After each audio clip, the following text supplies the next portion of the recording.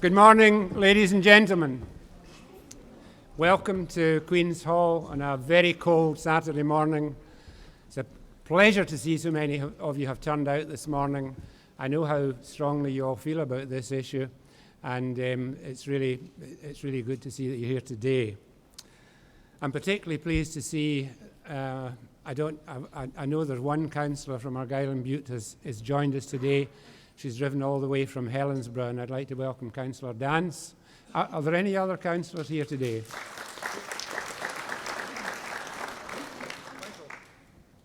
Michael Breslin, obviously your local councillor, he's here.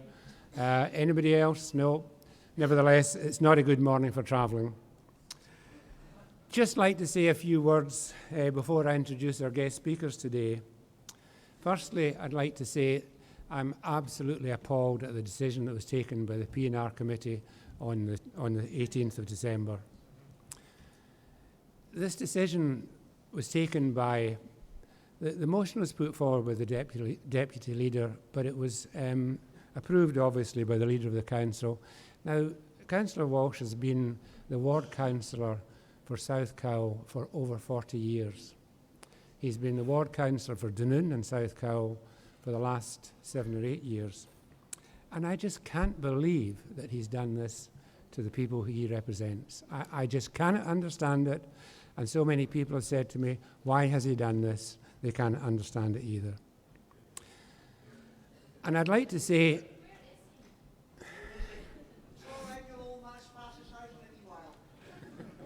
and I'd like to say this, please, I know Argyll and Bute Council gets a lot of flack over the years, but please don't blame Argyll and Bute Council.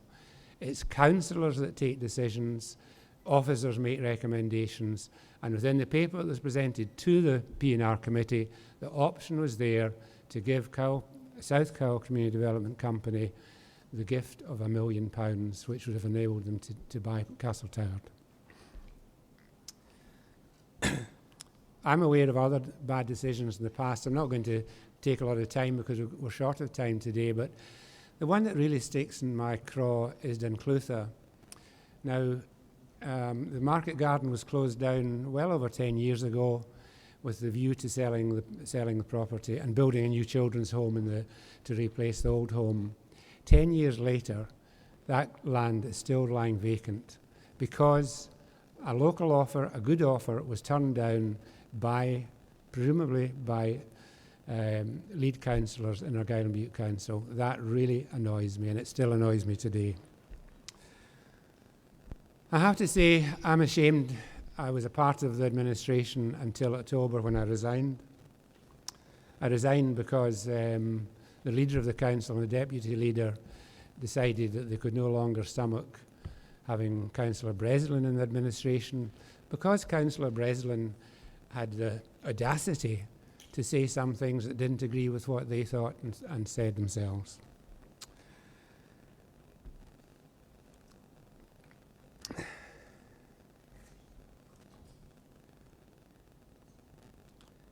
I have to say, the administration of the council that we have today are being led by the nose by the leader and the deputy leader of the council, and that is not democracy. It's not the way it should work. But on the 18th of December, they all toed the line. Apart from Councillor Dance, who's here today, as I said, she had the audacity to vote in favour of South Cowal. And you possibly have noticed from the press that she's no longer a part of the administration. Was she forced out? Did she resign because she was opposed to what had happened? I don't know, but I'll leave you to guess. We have a single outcome agreement which agrees with government targets, and all 36 councillors have signed up to that agreement. And it's all about meeting government targets, increasing our populations in Argyll and Bute, creating employment, empowering communities, and working with communities, working alongside communities. And yesterday, the local area committee met in the Queen's Hall here yesterday. Michael was there. Dick and Jimmy were there. We sat with our partners who are the community councils, the third sector, police, ambulance weren't there. And we're working out how best we can work within our communities. And as I say, it's about empowering our communities and giving our communities an opportunity to do what South Cowal Community Development Company were trying to do. I struggle to understand why we are where we are today. Now, I'm aware that Dunoon has lost out consistently over the last 10 to 12 years in funding from the council. And all during that time, Councillor Walsh has been in charge. Way back in 2006, it was recognised that Dunoon was needing money spent on it, and we agreed prior to the election in 2007 that the CORD money would be spent firstly on Dunoon, on the Queen's Hall, on improving the area around about the Queen's Hall. That was agreed. What happened? In 2008, we signed off a CORD programme which gave all 5 major towns in Argyll and Bute an opportunity to bid for CORD.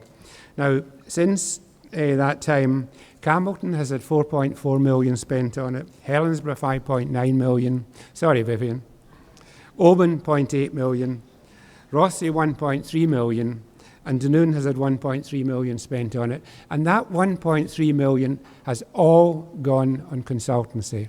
Not one penny has been spent on the actual fabric of the place. And during the past 10 years, Campbellton has had £31.1 million of 21.1 million pounds of capital spent on it. Every time Campbellton came to the council with a begging bowl, they were given the money. I appreciate Campbellton was possibly the town in Argyll and Bute that was most down at heel. Dunoon was second, I can tell you. They didn't need money spent on it, but it's a continuous spend. And what I am aware of is that there's an asset transfer to Kintyre Community Development Trust just recently. Didn't go through the council. I never heard about it, except it came by way of a press release last week from our community officer, press release officer. And it's the old Campbellton Town Hall, an iconic building. You possibly can't see it there. That was gifted to Kintyre Community Development Trust for nil valuation. And what did we do with South Cowal? Well, we know what happened. Lastly, my hope is that it's not yet too late, and the enormous amount of hard work that's been done by SCCDC will bear fruit. And I hope that the speakers today will give you some encouragement in that respect. Now, we had hoped that Leslie Riddick would join us today. Unfortunately, her mother died. That's, we feel extremely sorry for Leslie, but it would have been great to have had her here today. However, we've got Michael Russell, our own MSP. We've got Peter McCall from Commonweal.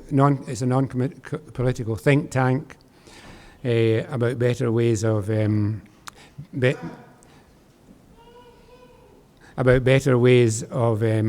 in Scotland. Then Alan Stewart will give an overview from the South Cowal perspective, and after that there'll be questions. So without any more ado, I'd like to pass you over to Michael Russell.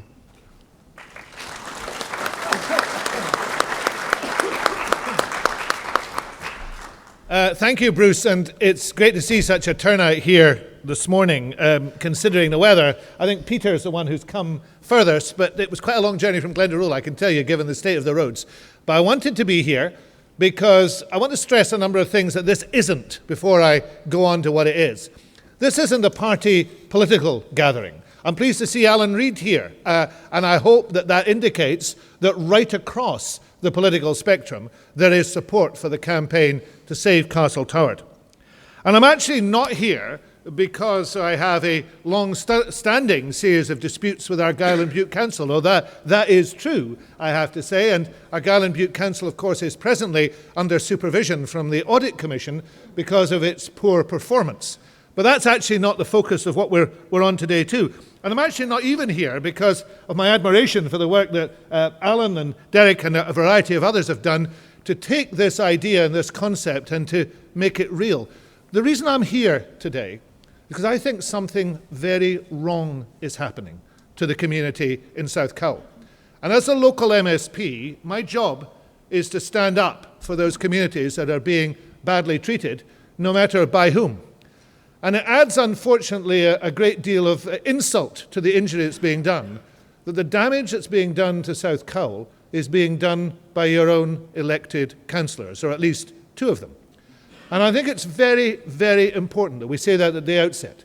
It is actually quite astonishing to see two elected councillors from the ward who are not prepared to back the community, because the community has expressed its view very clearly in a ballot to back the community in essentially achieving what the council wants to achieve, which is a growth in the economy, a growth in the number of jobs, and the use of assets that would otherwise go to rack and ruin.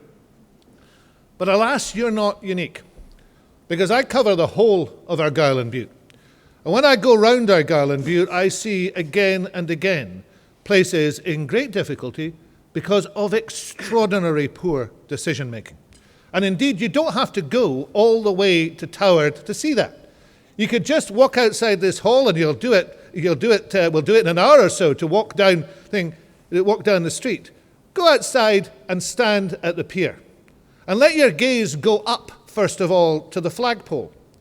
Because in Dunoon, the flagpole, the council flagpole, isn't allowed to fly the Saltire. I mean, I just think it's ludicrous to have said that. But that's the situation. During the Cowal Games, the only flagpole that wasn't flying a flag at all was the one that belonged to the council that sits above the town. Now, that's a decision made by Dick Walsh, a decision that has been imposed upon the community right across Argyll. Now, that might seem a bit silly. I mean, that's not a massively important thing. But look down. Once you've looked up at that flagpole, look down. Look down at the wee lodge house that sits by the road. That's a lovely wee building. It could have been used as a house. It could have been used as a shop. It could have been used as an office. Its roof has fallen in. You can see the roof timbers. You can see the slates. The New Observer had it on its front page last week. And that's a building which belongs to us, just like Castle Toward belongs to us. And it's been left by Argyll and Bute Council to go to rack and ruin. And in fact, whichever way you come into the town, you see the same thing. If you came in through Sandbank, as I did this morning, you passed the school. There was a building that was being used by the community. It's now it's gone. It's been demolished. It got into such a state that it couldn't even be allowed to stand. And in Oban, you've got Kilbowie and Rockfield. The community wants to buy Rockfield. I'm meeting them on Monday, and they're going through the same sort of experience, beginning to realise that whatever the council said at the start of the process, it doesn't look as if it's going to finish the job with them. And that's true in Lochgilphead. Community group in Lochgilphead that wants to buy council land, which has lain derelict for 40 years, is now being told, 6 months after inquired about it, that there is a possible other use for the land. Nobody's saying what it is, as a result of which they won't be able to access it. So something's gone wrong. Now, I don't understand this. Like Bruce, I'm completely baffled by this. Because the reality is that each of the community groups that wants to get involved in this way wants to make something of these assets, to actually make sure that they're used for the benefit of the community. And I've really looked hard to see if I could find the reason why the council is behaving, why Dick Walsh is behaving like this. But all we hear are excuses. The issue of state aids is an excuse.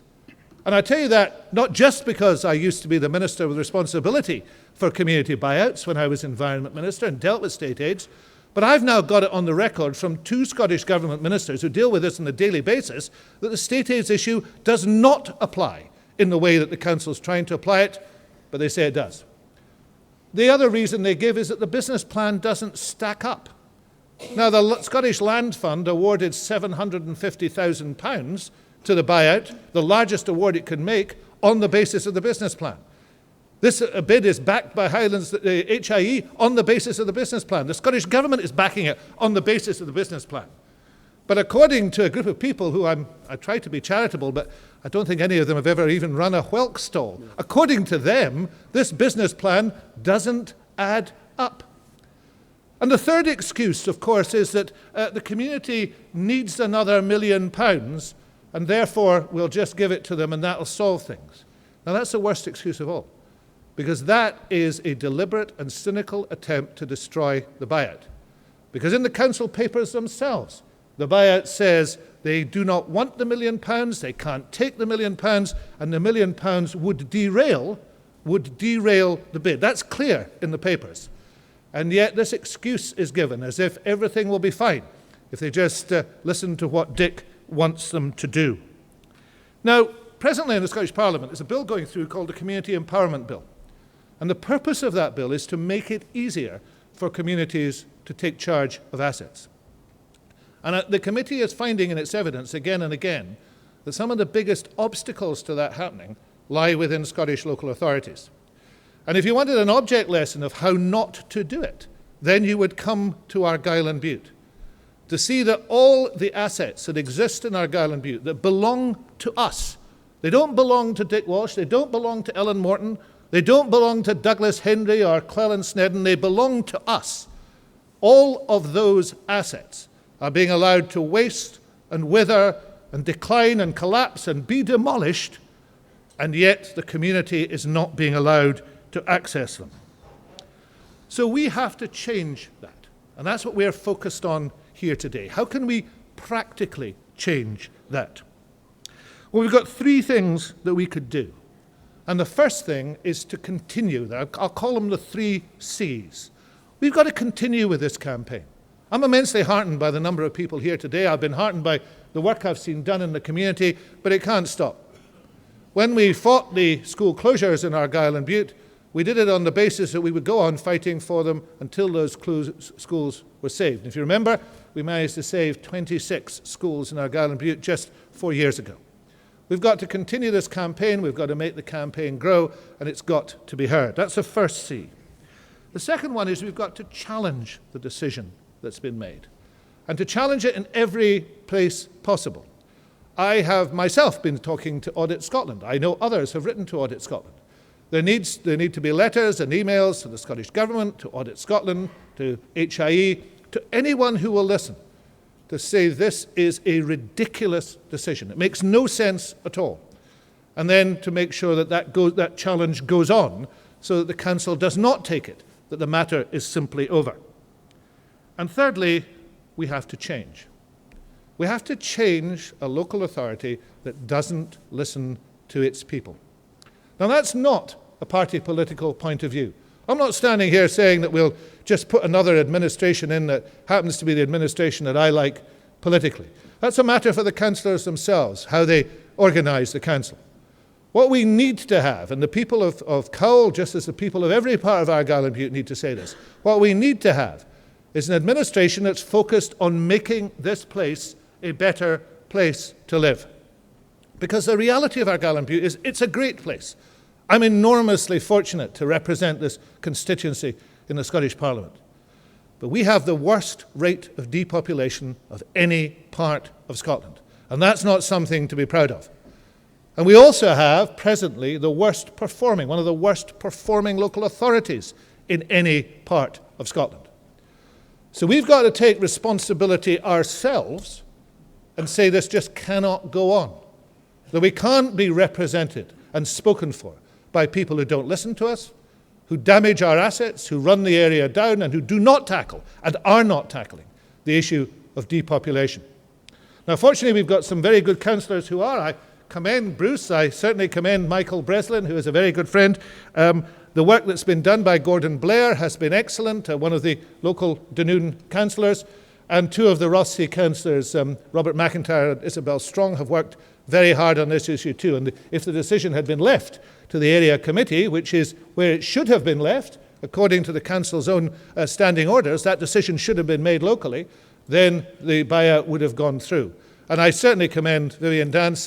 I know that there has been a lot of muttering about Helensburgh, particularly because the council deputy leader comes from Helensburgh, but I do commend the honesty of her position and the fact that she has now left the administration and is free now to show her opposition to these things that are happening.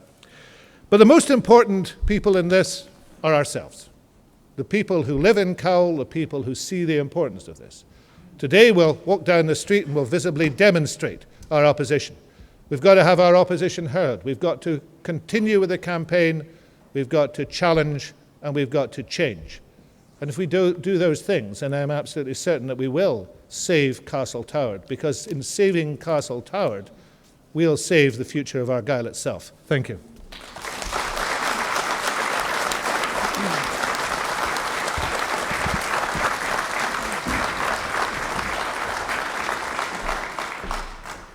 Thank you very much, Michael. Now introduce Peter McCall from the Commonweal.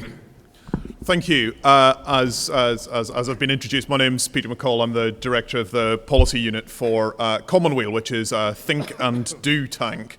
But I hope you'll forgive us for the silly name.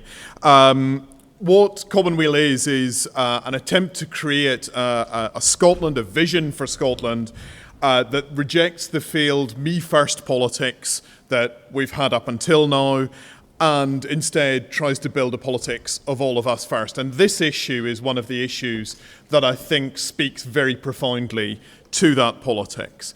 And in some ways, I'm really sorry that Leslie's not here to speak to you, because she's a very inspiring speaker, and obviously the situation that she's in is not one we would wish on anyone. But in some ways I'm also glad, because I think there are real continuities that we can make between what Leslie would have said and what I'm going to say.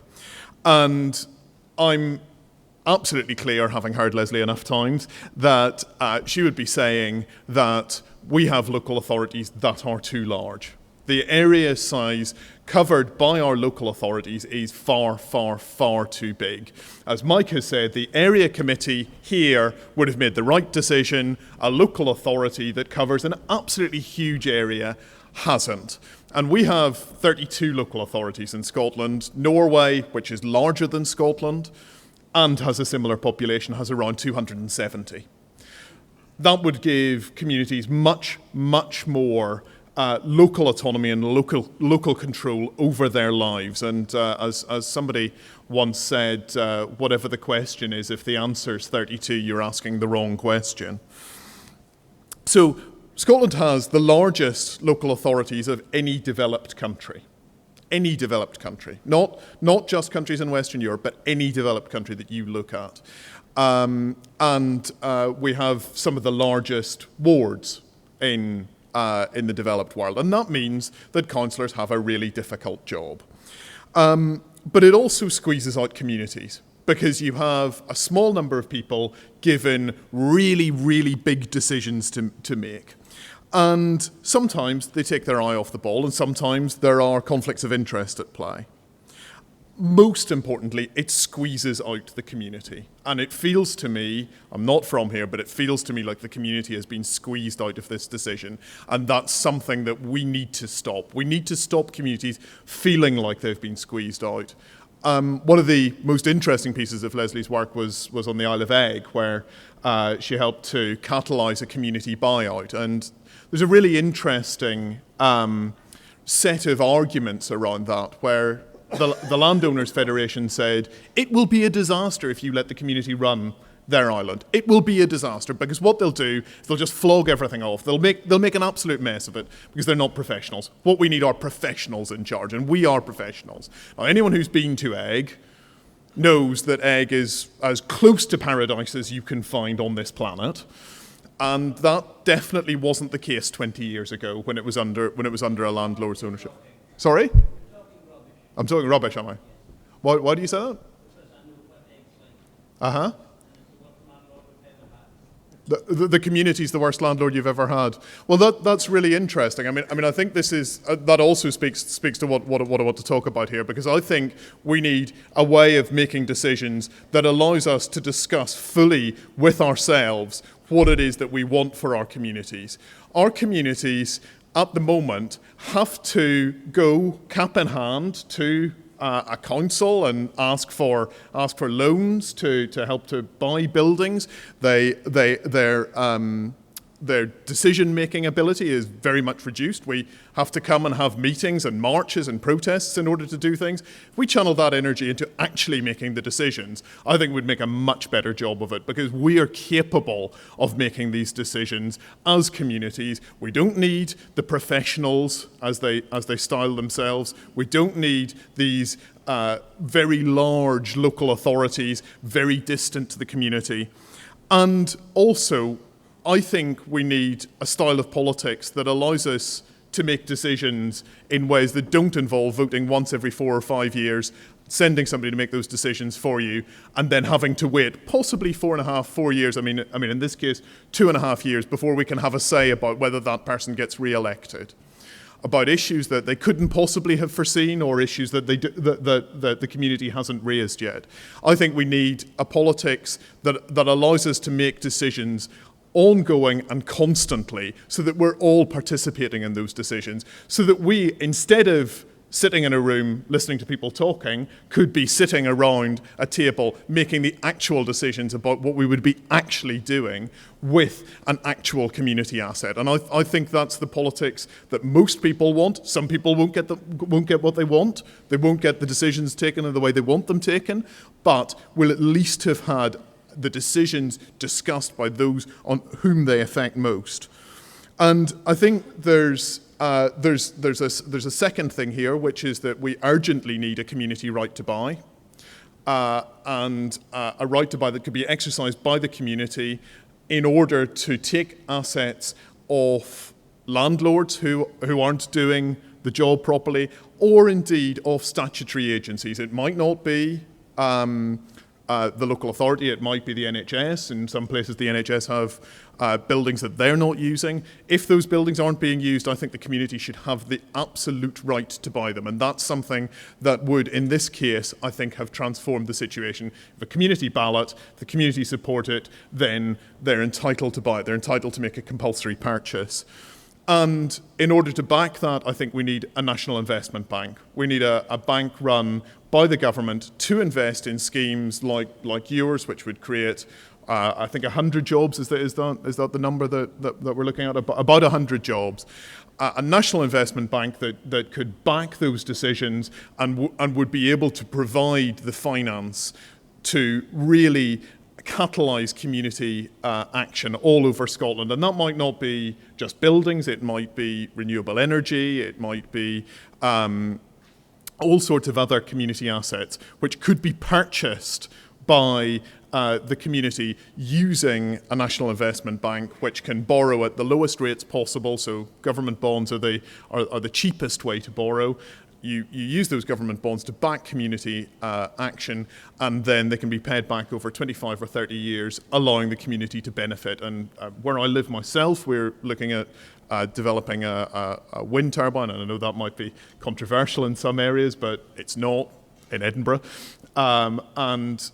We think that we can use the money from that turbine to really regenerate our community, which is something that we haven't been able to do in another way. But we find raising finance for that extremely difficult, because banks won't touch you unless you're looking at a loan of over £5 million. So for that asset, they won't lend to us, because what we're looking for is £1.2 million. We need a national investment bank that would come in and say, yes, we'll back that, and we'll back your community. So those are a number of the things that I think could help in this situation. Those are a number of the things that you can go on our website, which is allofusfirst.org, and you can have a look. And I'm happy to answer questions at the end if anyone has any. Thank you.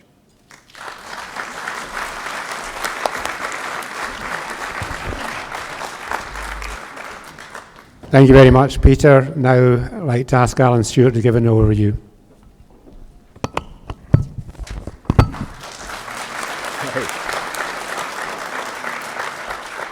Hi Bevan, thanks very much for coming out. I'll start by saying thank you to the whole community, to everybody, for all the support you've shown us over this past 18 months. It really has been very, very much appreciated.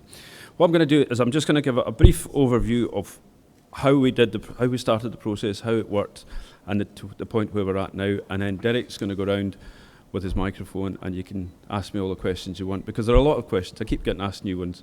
So this is a nice forum to be able to answer them all for you. We started back in September 2013 when a community council meeting, I'm a community council as well at Southkill, the news had just broken that Seasons Holidays had pulled out of the deal with the council. So the community council asked if I would resurrect Southkill Community Development Company and look again at the possibility of buying the property. We all felt that it was going to just fall apart and go to rack and ruin unless something was done. The fact that the deal had fallen through suggested that perhaps it wasn't as good a deal as the council were making out. So we started that process, approached the council, and the council at that point said, yeah, you can have 10 weeks to prepare an application to get it into the land unit in Edinburgh. In October, I approached HIE and National Lottery. They came on board big style. They liked our initial plans. We initially thought that we would take the building on and create a centre of excellence for music, the arts and outdoor education. That we've had to modify as we've gone on. The whole process has been fairly fluid, but they were keen that they thought that our idea was good enough that they should take it further. So they put us to the lottery. The lottery gave us a grant to take on an advisor to take us through the next stage. In November, 9 weeks after we started, we put an application that was accepted by the land unit in Edinburgh, which is one of the fastest applications that's ever been accepted. A prohibition was served on the council. They could no longer do anything with the place. They couldn't try and sell it. They just had to maintain it until we had our chance. There was then a consultation period which ran through into January with the council and with the government, and at the end of that our right to buy was approved, and from 5 years from that point we were the only ones that could buy that building unless we walked away from it. In January, HIE came really on board.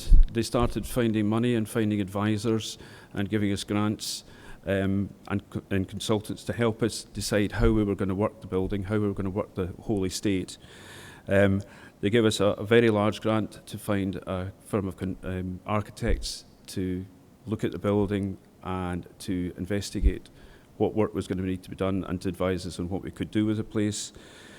And they also give us some money to bring on Savills to try and find somebody to work in the building. By that point, we'd realised that the building was the headache, was the one bit that we couldn't afford to keep. It was going to be the millstone round our necks unless we could find an occupant for that. So Savills came on board, and their task was to go and find somebody to do that. Between February and March, we started our consultation meetings with the community, which were all very well attended. Lots of people turned out, lots of questions, lots of ideas, and what was coming back was the biggest thing that people wanted, the two big things they wanted. One, they wanted the building saved, and two, they wanted a tea room. So, tea room you're getting, building saved we have. Savills were working very hard. They had some people, I think they were in the background already, but they started negotiating with them to see whether we could do anything with them. And we started the first inspections of the building. McCaslin brought in Arup, and they did a lot of structural surveys and really thoroughly looked at the building, see what it was going to cost to be put right. As part of the buyout process, the building is valued by the district valuer on behalf of the government. Now, he came in April, and that's when it started to look poor. Savills had advised us that the estate was worth in the order of £1 million. Savills came in, the district valuer came in and said it's 1.75 million. That same month we started the vote, which is vital as far as the community right to buy is concerned, and we managed to break records with that vote. We were fairly innovative.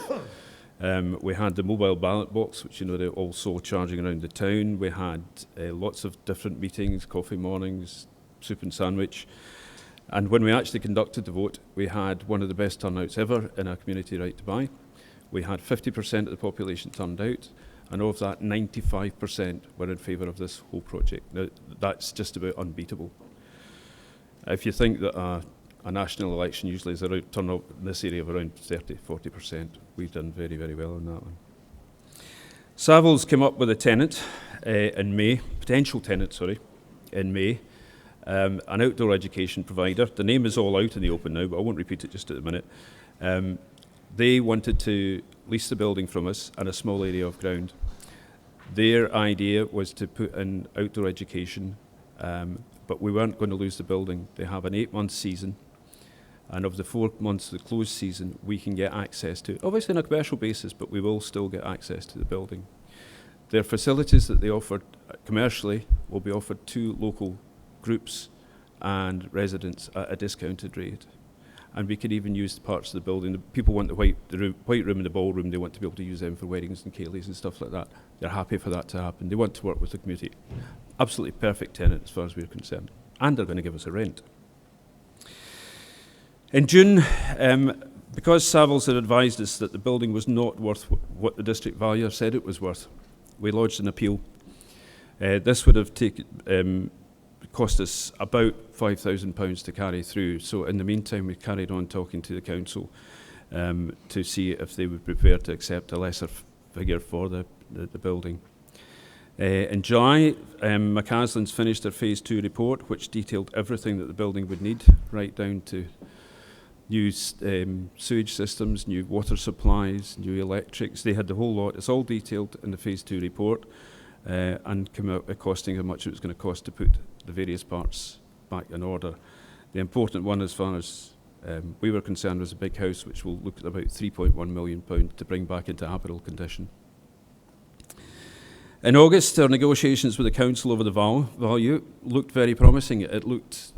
They were suggesting that if we were to drop the appeal and address a couple of issues, then they would be comfortable negotiate reducing the price by £1 million. On the strength of one of those meetings, we dropped the appeal on the valuation. That was a mistake. September, we prepared huge piles of reports. We had to get more money from HI to do it. Complete new set of business plans. The business plans that we'd drawn up for the land unit weren't deemed to be enough. They wanted 10-year projections of financial projections. And a whole pile of other bits and pieces. We prepared them for their meeting the end of September. That meeting postponed the decision into October, saying they needed yet more information. We prepared the more information, gave it to them for October the 30th. That was then postponed again for more information to November the 29th, and then it was moved again to December the 18th. On December the 18th, the council decided that they weren't prepared to reduce the asking price for the building, despite the fact that we know it is worth considerably less. What they have offered us instead is a loan of £1 million so that we can buy the place off them. That loan, the repayments in that loan will be deferred for 3 years. They won't be dropped. The interest will be deferred for 3 years. So in year 3, there'll be another £1.18 million. The total debt will be £1.18 million. The other thing they've offered us is that we take the loan, and then in year 3, we hand back an area of land equivalent to the value of that loan. We have 3 choices with the loan. We can either accept it and frantically try and find a way of getting the £1.18 million for year 3 so we can clear it straight away. We can accept it in the full knowledge that we cannot afford to repay the amount. Our business plan shows that we can't support it. We told them we couldn't support it, and we told them that we couldn't lumber the community with a debt, and a considerable debt, with a struggling repayment programme. Or we can accept it, we can agree on what area of ground is worth that much land, and then we can just hand it back at the end of it. And they will get back a building beautifully done up because we've managed to access the money from HIE to get it done up. They'll get it back with a tenant in there and a regular income. We cannot accept a loan. It would be immoral for us to lumber you, the community, with a loan. As directors of the company, it would be wrong for us to take on a loan, knowing that we cannot repay it.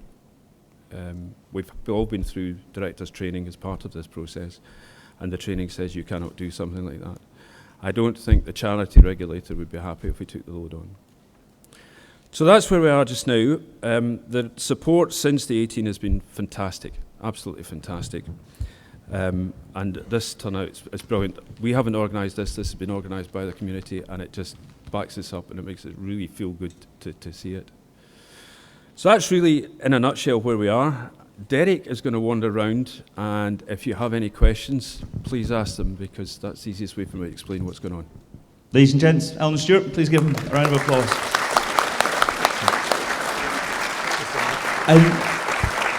I know it can be possibly a bit daunting for you to stick your hand in the air, take a microphone and ask a question in front of people, especially considering we are filming it and streaming it live today as well. But please, this is your chance to ask questions, and today is the day that we will answer those questions honestly, frankly, and in some cases maybe even brutally. So if you have a question you want to ask about the community buyout, if there's something about it you don't understand, Alan's just given you a whole pile of figures there, which sometimes is hard even for us to dissect after months of looking at them. But if you've got questions, even the simplest one, please just stick your hand in the air, give us time to get to you, stand up and we'll talk to you. And we'd like to hear an argument on both sides today as well. If you're not for what we're doing, please also stand up and tell us. Yes, sir, if you give me just a second to go over there to you, can I just squeeze past you? Up you come, stand up. And if you just give us your name first of all. Vic Sandal.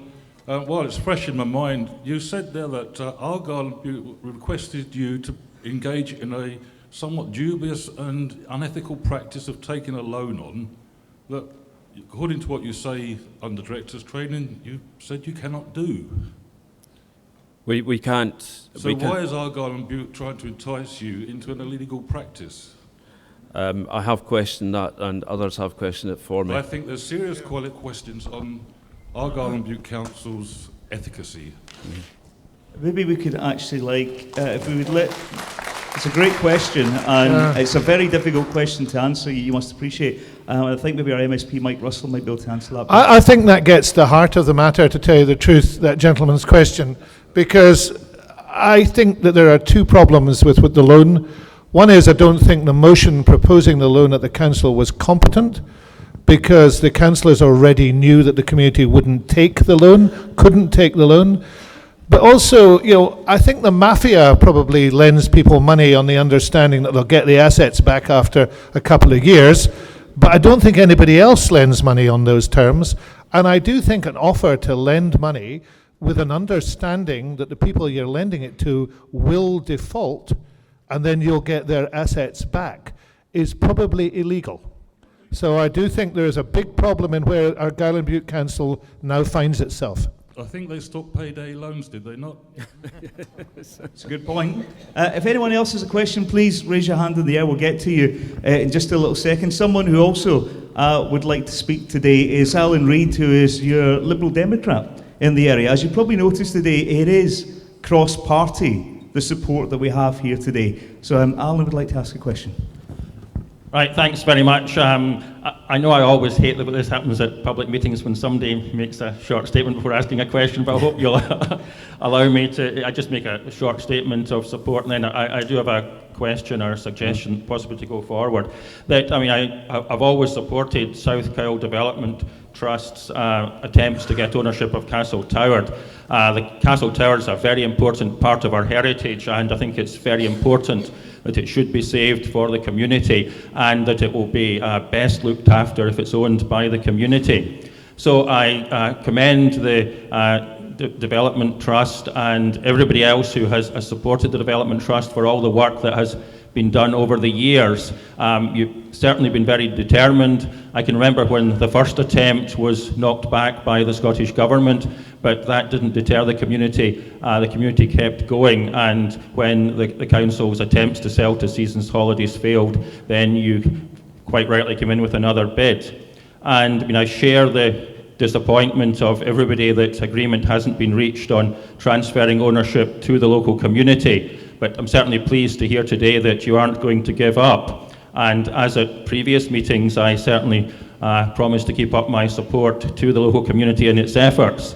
I did write to the council in support of the community buyout, and my offer to write letters of support is still there.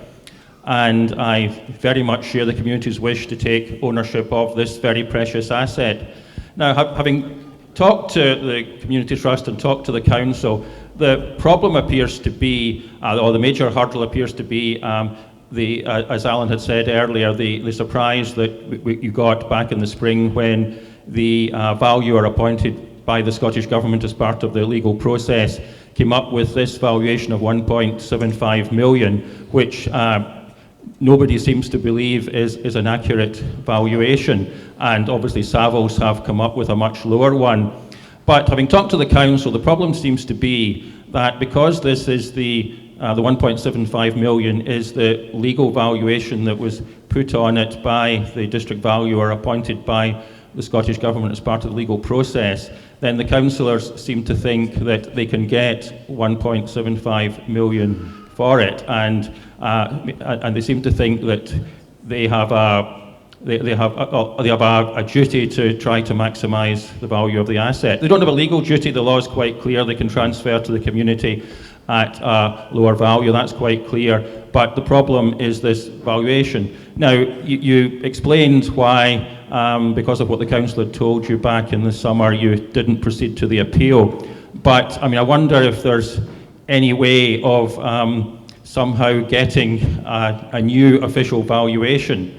I don't know if Mike can help here. Being in the Scottish Parliament, he'll know more about the legal process than I do. But the way forward, I think, is to try to get a new official valuation that bears probably a closer reality to what we all think is the real value. Yeah. Because if that then became the official valuation, then there would be, council would have absolutely no choice. They would simply have to sell at that value. So I certainly hope that this the community will be able to take control of the asset, and I just wonder if that's a way forward.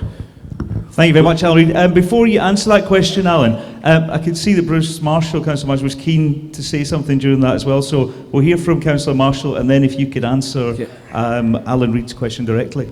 Yeah, Derek, it's only just to say that it wasn't the government who forced the issue of the valuation. It was the council who asked for the district valuers to value it. Okay, on the subject then that Alan Reid was mentioning, is there any way, just to paraphrase what you said, is there any way of going back and asking for the council to put a different value on it, or asking the district valuer to go back and revalue it?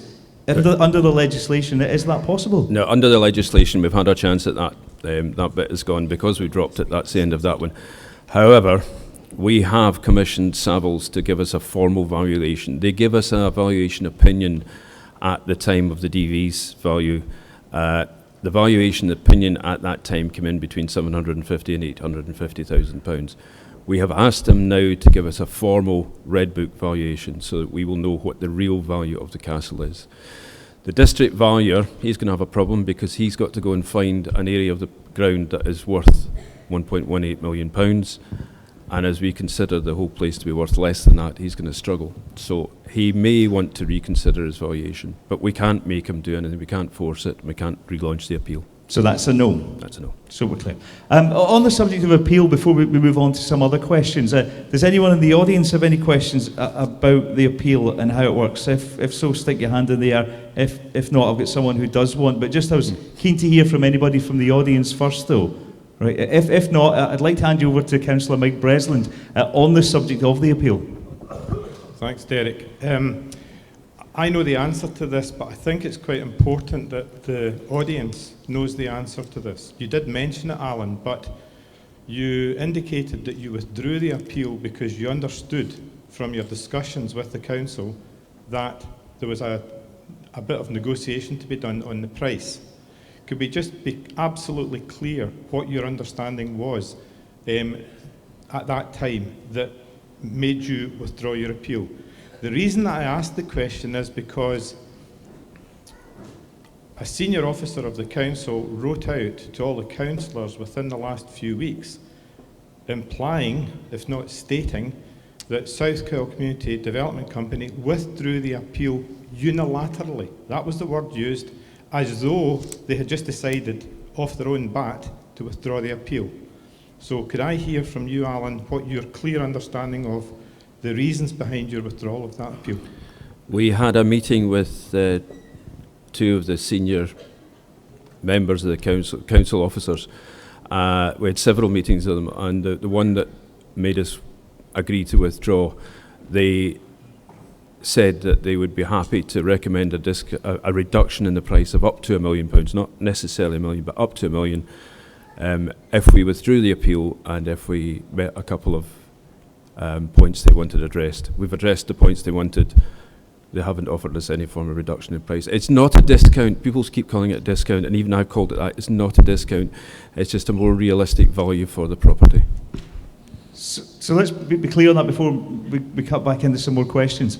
The reason the appeal was dropped was because you were led to believe there would be a fruitful outcome. Yes. Is that what you're saying? Yes. Okay. Anyone else got a question? I'll come to you at the back, sir. Just give us a little Keep second. him fit. This is better exercise than I've had in months. Just give us your name, please. Jim Smith. Okay, Jim, what's your question? Was this meeting a formal meeting and was notes taken of the meeting? There are formal. We presented to the council officers our opinion of the notes in that meeting, and they weren't disputed. Right. Can the notes not be published to show the officials and name the officials and produce the notes to show that your version is correct? Would you be willing to? I don't see any reason why not. The actual notes have appeared somewhere else, I believe. But yes, possibly. Right. So what you're saying is the appeal was dropped because of the reason you were led to believe there was something more fruitful, and you have email traffic, you have something. Oh yes, I've plenty of record. All right, so there you go. Who else has got a question? Sorry, we'll stick your hand in the air. I'll come to you next. I'll just go to this gent who stuck his hand up first. Yes? Hello, Dave Hill's my name actually. I'm here learning, I have to say, like most people in this audience, but what we're not learning is any coherent reason why the council has come to this decision. It makes no. I have a long history of wondering about the council. I had long association with the Borough Hall, where in actual fact impediments were continually put in the way of this community to a very sensible buyout. And what most people in the street seem to think now, there is something behind this that we don't know. Otherwise, how could the council possibly come to this ridiculous decision? Does anybody any ideas they can give us on this? Sorry, just on, what did you say? If Dick Walsh would attend any community meetings or public meetings, maybe we could ask the questions directly. That man will not. So, that's public opinion. Maybe it's not a good idea for you to try and answer a question about how the council works, because you don't know. No, but maybe Bruce Marshall or maybe Mike Russell could give us some hint on this. Yeah, Derek, I've told you already my opinion on this. It's not the council officers who take the decisions. They can make recommendations. We've heard from Alan that they were offering a discount. I can only presume that offer was cancelled out by politicians. It's my only conclusion. Thank you. I do know we have some other councillors here today, which I'm keen to speak to in just a little moment. But sir, you had your hand up earlier on. What was your question? Ewan Hamilton. Why was this not brought to the area committee long before this? It's a good question. Alan, why don't you answer that, because you've been involved in the process for a long time? I can't answer as to why the politicians decided not to address it each one. I would need to ask a politician, I'm afraid. Yeah. Well, why don't you... I can answer that, Derek. But I think what the gentleman was saying was, and again from the outside, it might be quite hard to understand this process. How many times did the local community group, or how many times were they told that this was going to be discussed at meetings before it was eventually discussed on the 18th of December? I think it went through 4 previous ones. Over a period of how long? 4 months. So 4 months? One a month, yes. To get to the one answer. Sorry, Councillor Marshall. Yeah, Derek. The first meeting that the council took any decision on Castle Tower was on the 26th of June. And there was an opportunity then to say, yes, we want to do this, and we'll move forward in that direction. It was obvious as the months progressed that things weren't going very quickly, and several of us, myself, Councillor Breslin, Councillor Blair, Councillor McIntyre from Rossi, who's the area chair, agreed that it should come to the area committee. I asked Councillor McIntyre if he would put it on the agenda. He asked the area manager to do that. Then we got reasons coming from Charles Repke, who's the head of governance, saying that it wasn't something we could do. I spent 2 or 3 weeks arguing backwards and forwards by email with Charles Repke why we should do this and why it was important for local democracy that this should happen. And eventually he gave in, and it was allowed to go on to our next area meeting, which was in August. And we had a very short discussion, but we couldn't take any decisions that were going to make any concrete difference, unfortunately. But that's actually what happened. Okay, does that answer your question, first of all? Yes. Do you have any other questions from the audience just now about parts of the community buyout? Maybe not even the politics, but just even the community buyout. If it's politics, fine, yes. But also, if it's about just the community buyout, we'd like to hear from you too. Yes, sorry, what's your name? Bernie Mackenzie. Just a question. If the independent valuer Savills are saying that it's value between 750, 850, then how do you then get the district valuer of the council to revisit? Surely he's obliged legally to revisit that. Can you answer that question? To have done that, we would have needed to have carried on with the appeal. That was the only way we could have done that one. But given that you withdrew from the appeal on the premise that you were getting a discount, if that's formally documented in emails, etc., surely there is legal redress? We're buying it all through trying to buy the place through the Land Reform Act, and we have to follow the rules of that Act and the sequence that the Act dictates, and we have followed that sequence now. If we go any further, it'll need to be out with the Act and done in an independent way. It's not to say it can't be done, but as it stands, then the short answer is no. But if the committee cannot do anything, surely the community can do something, galvanise themselves in some way to get the council to revisit it. The council aren't happy about this meeting. I know that, I've heard that, so that in itself might help. Under the Land Reform Act, I think we've probably exhausted all things. It's not to say we can't drop out of the Act and carry on as an independent group. Yeah. Does that answer your question in any way? It does, but I'm sure... You sound frustrated, if you don't mind me saying so. No. Well, I'm frustrated that the council should take that opinion if an independent valuer is saying it's only worth 750, 850. Why are they sticking to their guns? That's the question. Hopefully we'll get an answer to it. Can I just go, I know I've seen several hands up. I'm going to go around you. Yes, sorry. Derek, before we go any further, can I just say there are 1 or 2 people going home. I can understand there are reasons why people can't stay to the end of the meeting, and there are pressures on their time. But just to remind everybody that at 12:30 there will be a procession starting outside the Queen's Hall, which will march to the Borough Hall. Anne Campbell will have coffee ready in the Borough Hall for anybody that wishes to partake. As you leave this room, there will be stewards at the back of the hall who can hand out tabards and boards carrying slogans. And lastly, and terribly important, because we're a long way down the line. The money that has been spent by SCCDC to get to this point is enormous. They're running out of funds. Anybody who can put a donation into the nation box at the door will go towards paying for this event, because it costs a lot of money. I see Sue with the box here. It costs a lot of money to hold this event, and that is even although we're bloody well frozen in here today. I am.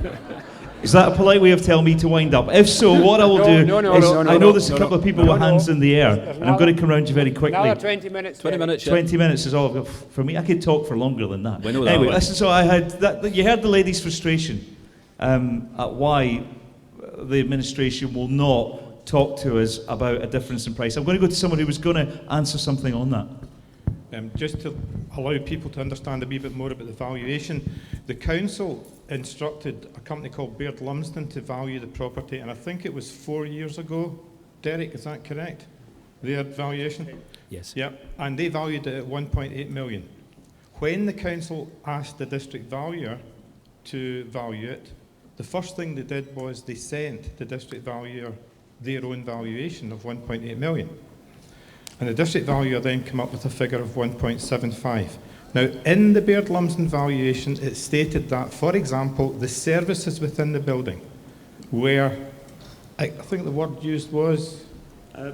Alan Stewart will be able to tell us about more, but antiquated, and this stuff, when you're finished with it, and this is the truth, can we please have this to put it in a museum? Because we haven't got any more of these left. Yes, but the valuer said that it was acceptable, that the standard was okay. But in actual fact, there's millions needing spent on it. But the point about this is that in October, I asked the council officials if they would get the district valuer, Baird Lumsden and Savills round a table to see if the surveyors between them could agree on a revised price, and they refused. I don't know. Derek, can I just... Someone just asked, and why did they refuse? Mike? Derek, can I just make a point that will perhaps help people understand what's going on here? The council has form on this matter in terms of valuations. Earlier in the year, they were trying to sell Kilbowie House in Oban. They asked an estate agent to value it. The value put on it was £450,000. Everybody was just stunned because the building is falling to pieces. A company that had regional selective assistance, it had the money available, it wanted to do the building up. There were 15 jobs coming with that company, offered £2,000 because they were going to spend £500,000 on it. The area committee dismissed it out of hand. The area committee was allowed to decide.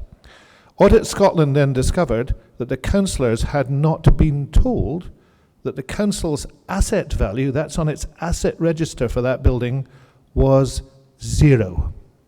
So in other words, the councillors believed that they would get on the open market £450,000 for Kilbowie. The council itself knew that the building was in such a bad state that it couldn't be sold in that way. Now this has happened before, and the point I made earlier about looking at the other buildings around, there's something very wrong with the council's approach to disposal of its assets. It is likely to be incompetence, but it's an incompetence that's victimizing this community. The other point I would just make briefly, Derek, is that communities are entitled to be given substantially different treatment for purchase of assets than anybody else. And the official guidelines actually say, just so people are aware of this, that a local authority can take into account the economic development or regeneration, the social well-being or environmental well-being of the community. So this isn't giving an asset away. Councils need to think about that when they're disposing of assets. And Argyll and Bute Council never think about that. They only think about whether they could get a big cheque. And usually, in fact, inevitably, they fail to get a big cheque. So we all pay the price. Alan, surely this is sorry, I'll let you go. Surely this is the crux of this whole problem, is it not? Is the fact that there's a value of £1.75 million put on this property by the district valuer, a non-evasive value, a survey done by walking around the grounds and comparing it to other things which may have been on the market similar to it, compared to the actual market value, which we are due to produce this week, which shows how much it is worth if it was to be sold on the open market. Surely if we walk away from this process now, come the 31st of January, the building is only going to be worth market value. The estate's only going to be worth market value. Even though the district valuer is valued at £1.75 million, if it's only worth £800,000, this £1 million that you keep talking about as a discount, surely in reality it doesn't exist. It doesn't exist. The building's only as worth as much as you'll get for it. When we put the value, when Savills come back with a full valuation, we'll let everyone know what it is. It will be under £1 million. But what, are you standing here today? Are you confident saying that the value of the Castle Tower estate is sub £1 million? Now be clear to everybody today. It is under £1 million. I don't have it in writing as yet, but it will be under £1 million. But to go on to the point that Mr. Russell was making there about councils disposing of property for less than market value, can I just summarise what we have created here? We've created the biggest buyout potentially in history. There will be 100 jobs if we get to do what we want. There will be a £10 million project with money that's getting spent down there. We will get our tea room, and there will be £1 million a year going back into the local economy. Now, that's all documented.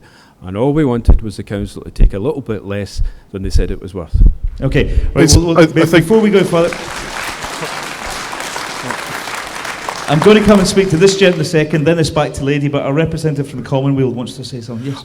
I just want to say, I mean, I think there are a couple of really interesting things here. Firstly, it's that the current right to buy that we have requires purchase at market rate, even if that is going back to a public authority. Now, there's no reason why we couldn't change that if it's going to a public authority and take into account the social and economic benefits to that community. And I think that's something that we might want to look at through Community Empowerment Bill. And the other point about this is that at the moment, this property is a liability to the council because they're paying to have it not used, which seems an absolutely extraordinary situation to be in. But herein lies the problem. It's a liability to the local authority, but if we take on a £1 million loan, as well as give over £750,000, as well as taking on running costs, we then send that liability to the community. And then from day one, we've always said that's something we're not going to do. Mike, just before you speak, can I let this gent speak? Yeah, of course. Waiting for a long time. Sorry, sir. Yep, Andy Vaughan. The question is more for the councillors that are here rather than Alan. Alan says he was in a meeting with two high-ranking officials who made a recommendation or said they would recommend a cut in the price. Now, was this recommendation actually made at the meeting between the council, or were they just playing lip service? So in other words, was this something that was just said in passing, or is this something that higher ranking officials are aware of? I think that's what the gent was asking. I think from what Alan said, this is a meeting between South Carroll Community Development Company and two high ranking officials, no councillors involved. I think I'm also right in saying that there was a discussion of discount for a long period of time that started quite small, I think up to 5%, but then grew from there. Yes. No discount in the end was applied. Could I just make the point to Peter, local authorities are entitled to sell below market value. No other public authority is, but local authorities are, and the guidelines I quoted there are some of the guidelines by which they can judge those things. So although some legislative change is needed, it's not needed for this purchase, not at all. Well, thank you. We've got quite a few questions to get through. I'm going to work my way back down the front of the hall. The lady who was very frustrated earlier, I think we've even made her even more frustrated now, so I better let her speak. This is a question for Mr. Russell. What is the asset value of Castletower with the council at this present moment? Michael, do you know what it's on in the asset register as? 2. It's on the asset register. Sorry, what did you say there, sorry? It's on the asset register at 2 million, but that's simply because it hasn't been revalued. You know, and the problem with this is the concept of value. Value is not just money. You know, there are a variety of monetary values you could put on it, whether it was going to be sold as a going concern, you know, if it was operating or whatever. The concept of a public asset has a wider concept of value, like value to the community. So the £750,000 to £850,000 is broadly correct, I would have said, and the council valuation is broadly wrong. But they're leaning on this in order to create confusion. The other thing I have to say that our Gowland Butte Council is pretty good at doing is sowing confusion. That's what the loan is about. This is to sow confusion so that people in the end, I spoke to a councillor about this last week in another part of Argyll who said to me, but the community haven't brought forward a good business plan. And they'd been told that by a council official. Now that's not true, the business plan is entirely robust, it's been used by other bodies, but the confusion that's being sown is the problem. Just before we go on, I'm going to speak to the gentleman here. On the subject of the business loan, I'm quite surprised to hear what Mike Russell just said there about it. How much did that business loan cost the local community group to that business plan the business plan together? Well, there have been 2 business plans drawn up. There was the first one for the right to buy. How much money did it cost? The first one for the right to buy cost us about £6,000. The second one for the council cost us about £7,000. Right, and the people who produced it for us are industry recognised figures?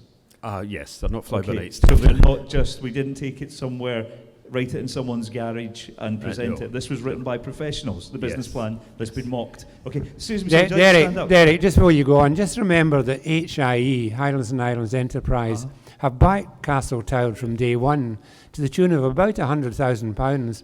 Now, they're not putting money into something that's going to fail.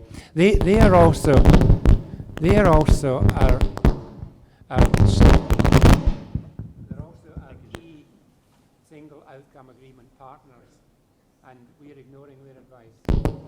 Okay, if we just, oh, no, this it might be yours actually.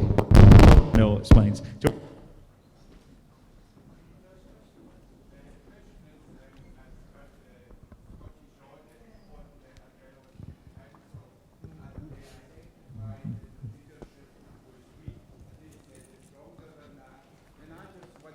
People that voted for the lead councillor, why is he not at this meeting to face the people that voted him in and elected this community down? So he needs to take leadership, and it needs to be sorted so they should be saving Castletown. Okay, it's a pity we didn't get to hear all of that there, but it was quite a passionate speech. Before you can answer that, if you mind me getting round a few people, would you like to stand up, please? Would you like to stand up, please? Can you show us what your T-shirt has on it? It's got a Save Castletown homemade T-shirt. And this is just an example of what the community have done over the past couple of months. Just remember when you're hearing from these people talking today, especially with the SCCDC, they're just your neighbours, they're volunteers, they're not a company, they're locals like you, and it's the public who have it. Anyway, would you like to speak? Yeah. Derek, I'm just quite keen to hear what Vivian Dance has got to say, so can I pass? Well, actually, you stole my thunder, because I was about to say I'm making my way down the front, because there's a lady here today who is with the local authority, with the local council, who spoke very passionately on the community buyout's behalf at the meeting on Thursday the 18th of December. And I'll be honest, I was at that meeting with some of the people from the local community group who are sitting down the front just now, and we walked away on Thursday the 18th of December feeling totally demoralised by what we heard. And if it hadn't been for certain councillors standing up and saying something on our behalf, we would have walked away even worse. And this was one of the ladies who did. So would you please welcome Vivian Dance? Thank you. Ladies and gentlemen, I'm very pleased to be here. And first of all, I'd like to say I'm very privileged to be an Argyll and Bute councillor. In spite of the difficulties we have and the hash we make of many things, I still find it very satisfying to be able to represent the people of Argyll and Bute and try, as always, to make the right decisions. I agree with all of you that the decision on the 18th was the wrong decision, and it continues to be the wrong decision. But what I'm concerned about today is that you do not lose sight of what you have to do over the next few weeks in support of your development trust, who really wants to bring this to fruition. And I do believe that there is a potential to do that. But if you get sidetracked into trying to sort all the problems of Argyll and Bute Council, first of all, you'll lose the will to live by the end of the month, but also you will find that you'll get sidetracked into dealing with issues that make no difference to SCCDC's performance and achievement over the next month. What you have to do is to get yourself a concerted plan and make sure you stick to it. Now, first of all, you do have local councillors who are totally accountable. You need to absolutely deluge them with emails, with letters, with representation. I was surprised to see Alan Reid MP here today, because had it not been for the Liberal Democrats on Argyll and Bute Council, you would have got the right decision on the 18th of December. And I would remind all of you that we are heading to a Westminster election in May. And those two facts, the fact that he's here today and the Westminster election coming up, are not unrelated. He gives you his support. You now need to hold him to that and make sure that he carries that through into something tangible. We know where we are. What we have to do is to decide where we go. The challenges at higher level are being made by many of us, but you will, as I say, get sidetracked. Please do not do that. I went along to a meeting in Glasgow on Tuesday night about returning local democracy to local people in the light of the commission that's been published to do such things. And I certainly agree with the comments about larger local authorities returning democracy to local people. But that is a long-term plan. Again, that will not help you as you try to achieve your ambitions and aspirations for Castle Toward. At that meeting, the first principle that we were reminded of is the fact that communities empower governments. Governments do not empower communities.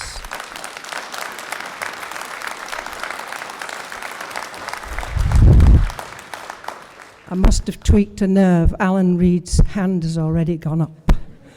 However, I will just complete by saying I was staggered as well at the meeting on the 18th of December in the council chamber, another occasion on which I was ashamed of my fellow independent councillors. I sit on Argyll and Bute Council as an independent. I have no party political allegiance. I make it clear that at local authority level, I think we should not have party politics. We should set them aside. But unfortunately, in Argyll and Bute Council at the moment, your independent councillors have given away the power and control to a very small group of party politicians, and that's the Conservatives and the Liberals. They have sold their souls. What you have to do is to remind them that their souls are owed to you as their electorate, and they must give you that support, and you have to hold them to that support. I was amazed at that meeting that on the 18th that the Community Empowerment Bill was never mentioned by any other member in the chamber except me. It was as if it just didn't exist, or it's a document out there that has no tangible reference to the local people on the ground. You hold your local councillors to account on the community empowerment. Take that power back and hold all your local politicians, including national politicians. You've got one here on the top table, one in the audience. You make sure you deluge them with your opinions and make sure that they are aware that something has to change and they are part of that change process. I wish you all the best of luck with your project, and I will do my damnedest to fight in the chamber for you if that opportunity comes up again.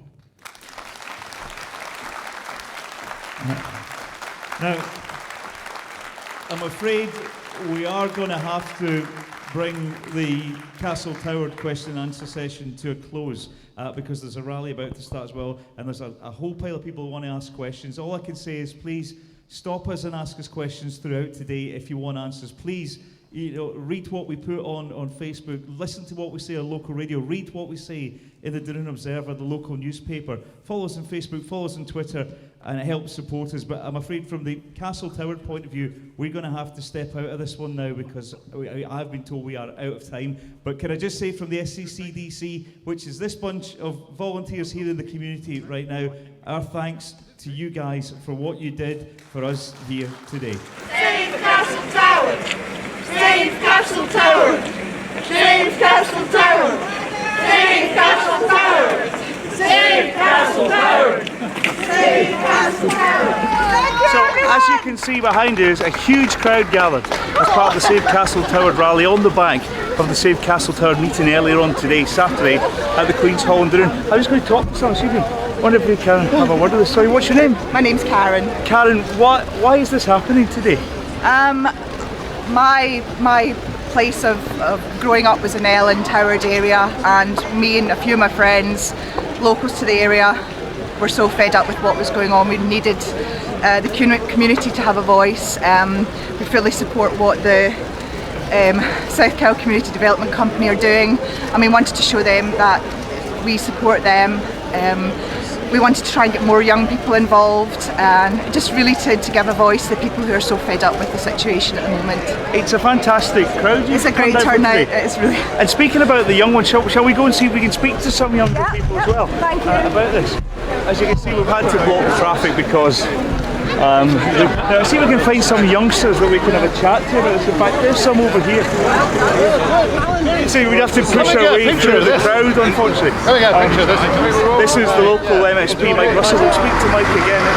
I wonder, would you mind if we come in here just quickly? Hello, hi there. This man here has a camera with him and he's recording all this. Would you mind showing him, just show him what you've drawn? What's your name? Sam. Did this take you long to do? How? No! Wow, oh, there's another here. Here's another one here.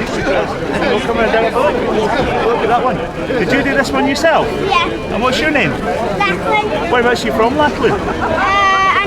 And Ellen. So you live quite close to Castle Tower? Because I go to Tower Primary School. Oh, you do? Oh, tell me, have you ever been to Castle Tower? Yes. Have you seen it inside? Yeah. Would you like... But when I was about 4 or 2 or something. And what age are you now? 6. 6, so it's within living memory for you.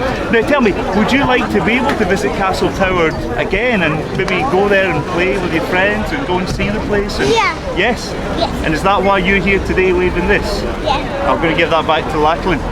He's 6, you know, but he's very talented. That's just some of the children. This is part of the idea of why we're trying to save Castle Tower. You see there's a mix of generations here. There's old and there's young, and they all have the one aim in mind, which is to save a historic castle at the bottom of the South Kill Peninsula, so that not just us, but the future generations of Kill can enjoy it. Let's go and see if we can speak to some more people as well. Thank you very much. Thank you. Lovely poster. I'm going to go and try and find maybe someone who represents Argyll and Bute Council. Watch your back of the traffic. I'm going to try and find a councillor maybe that we can speak to. We'll find one. We'll find. Let's come this way. We'll find a councillor in a moment. But yeah, this is Alan Reid, who's the local Liberal Democrat. You attended today's cross-party meeting, the rally, about Castle Tower, and you spoke quite passionately about it as well. You obviously have a will to see it succeed. Oh yes, definitely, yes. Certainly, communities are the right people to run an asset like Castle Tower. And you're always championing the cause of local communities in the area. Oh yeah, yes, I have supported this campaign since the beginning. I'm delighted to see all the enthusiasm for the buyout today, just as has been at previous meetings. And I know it's been a long, difficult road over the last few years. The first buyout was...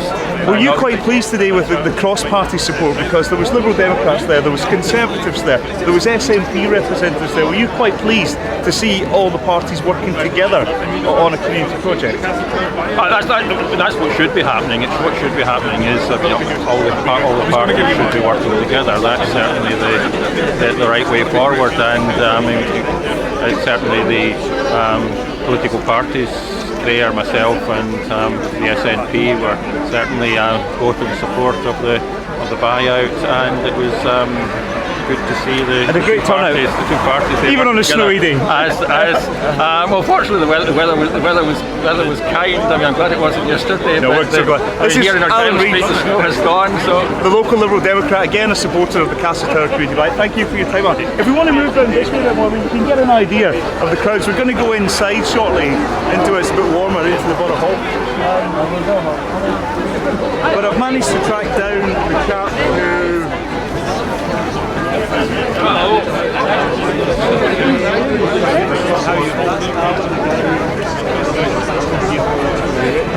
So we're going to push our way through. We've got a musical accompaniment for this next bit. And whilst they're here playing some music, I should rub it in. We're going to have a chat with a local MSP, Mike Russell. Mike, obviously this is a great show of support for the community today. Absolutely fantastic, and there is a huge support throughout Kyle, but actually throughout Argyll. Throughout Kyle, because people know how important Castle Tower is. Throughout Argyll, because people want to see the assets of the community, the assets used in the community, and Argyll and Bute Council is becoming a byword for allowing its assets just to rot. I mean, in this town alone, we've not only got Castle Tower, we've got the Castle Lodge, we've got the school at Sandbank.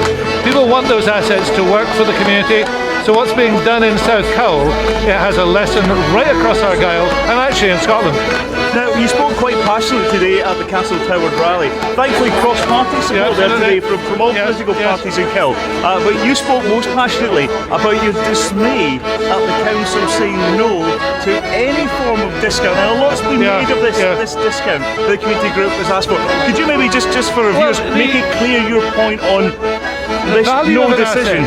The value of an asset is not just its monetary value. In any way, the monetary value of Castle Toward is disputed. There are several valuations. The council is going by far the highest one.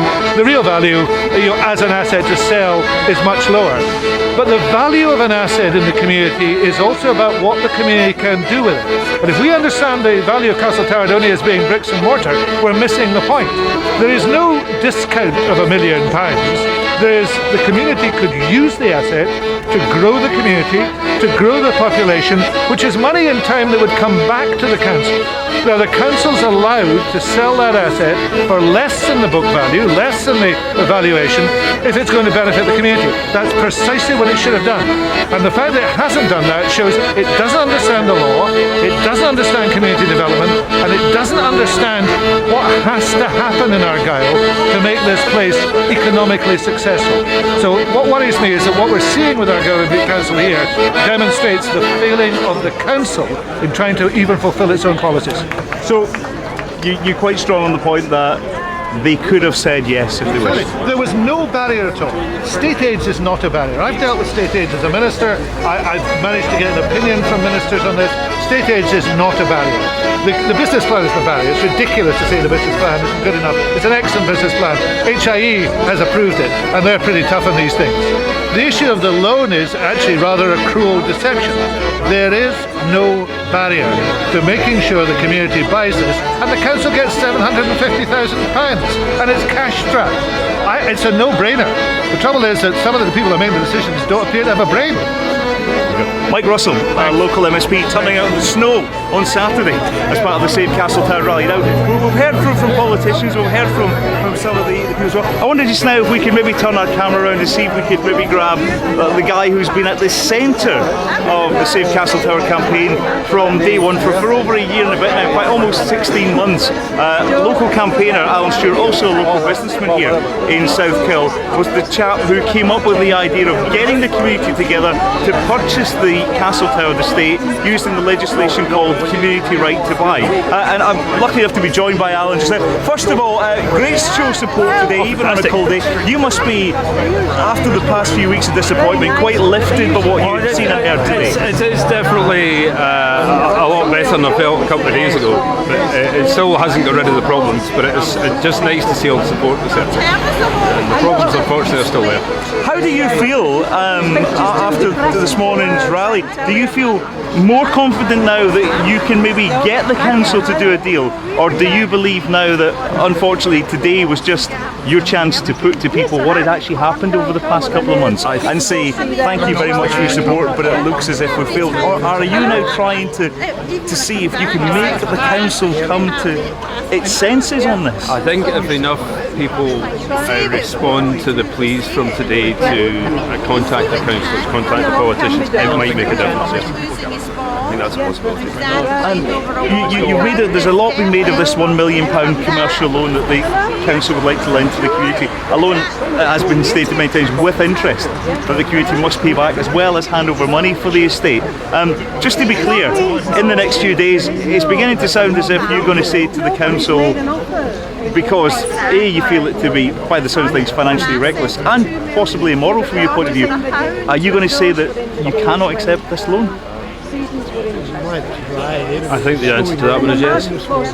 We can't accept the loan. We can't lumber the community. We've always said we can't lumber the community. It would be immoral. It would be dangerous for the company directors. It would be wrong. So no, I don't think we can. And if you do turn down the council loan under the Scottish Right to Buy legislation, and we get to the 31st of January, does that then effectively mean, if you say no to a loan and if they say no to negotiations, does that effectively mean that the community buyout of Castle Toward is over? Under the terms of the Land Reform Act, yes. The only other option we could have is to trying to buy it as an individual group, as a company. Right. So you got this Alan Stewart, the chairman of the South Kyle Community Development Company, the charity who were set up to oversee the community buyout of Castle Tower.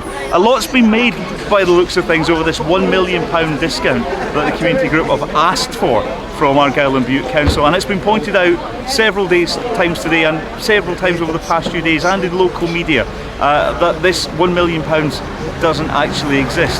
So what you have to ask yourself is, after a show of support you've seen today, and after the show of support the community have given this project over the past 12 months, and considering it brings substantial investment to the area and 100 jobs, you have got to ask yourself, what price do you put on making this community buyout actually work?